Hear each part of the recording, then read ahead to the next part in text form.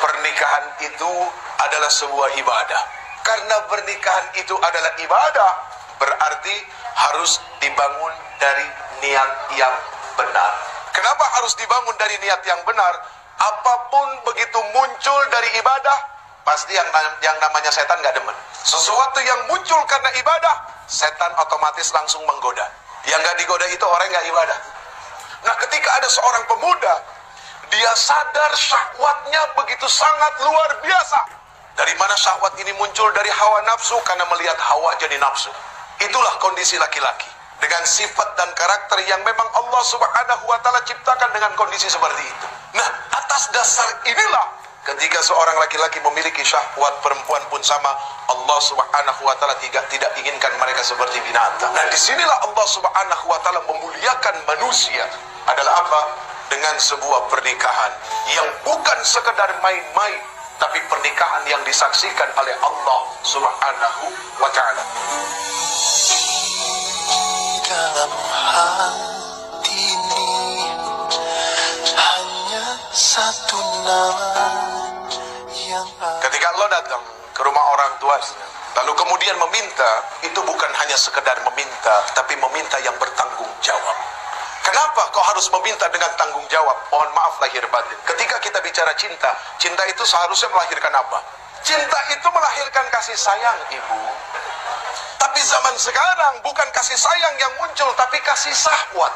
Sehingga pacaran banyak yang gak sehat. Jadi laki-laki yang terbaik itu adalah laki-laki yang berani datang ke rumah orang tua kamu. Dia pasang wajahnya baik-baik dengan orang tuanya, lalu dia ngomong, ayahanda, bapak, om, saya suka sama anak om.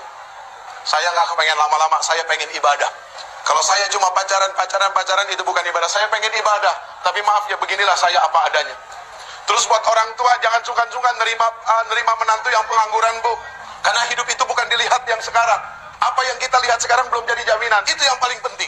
Bahwasanya manusia tidak bisa dilihat pada hari itu. Allah yang punya hak untuk merubah manusia. Jadi kalau kita melihat manusia pada saat dia datang, dia meminta anak kita, dia pengangguran, ditolak, picik pandangan orang tua. Mohon maaf lahir batin. Karena hanya melihat hari itu, berarti seperti tidak punya Allah, bahwa hidup yang akan datang itu milik Allah. Kita punya kewajiban mensupport anak kita, memberikan semangat buat mereka, bahwa hidup kamu tidak dilihat dari yang sekarang.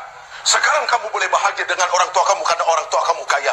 Tapi besok kalau orang tua kamu dicabut nyawanya, itu harta bukan harta kamu. Kalaupun engkau punya, itu bukan milik kamu. Kamu tidak menikmati mencarinya. Kamu hanya menikmati nikmat warisannya, tidak lebih daripada ini.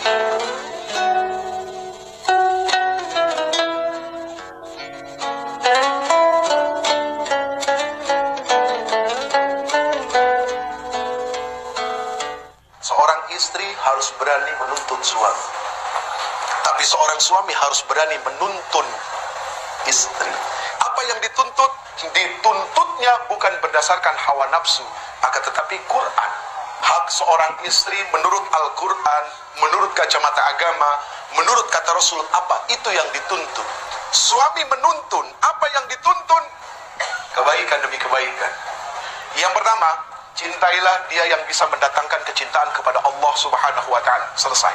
Kalau kamu bisa mencintai orang yang membuat kamu bisa semakin cinta kepada Allah, itulah yang akan baik buat kamu. Ketika kamu berada di tangan yang soleh, sesalah apapun kamu tidak akan dizalimi. Kalaupun dia marah karena Allah. Kalaupun dia benci karena Allah.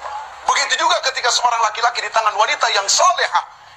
Seorang wanita solehah, ketika ditinggalkan tidak akan membuat suami menjadi was-was, karena dia amanah. Makanya yang sekarang, yang cewek, yang cowok, kamu lihatlah pandang orang tua kamu. Kalau memang sudah cukup tua dan kamu melihat syahwat kamu juga sudah sangat luar biasa dengan pacar kamu, bismillah, nikah. Bahagiakan mata orang tua kamu dengan pernikahan. Apa kamu gak kepengen disaksikan sama orang tua kamu? Apa kamu gak kepengen orang tua kamu meneteskan air mata melihat kamu bahagia? detik waktu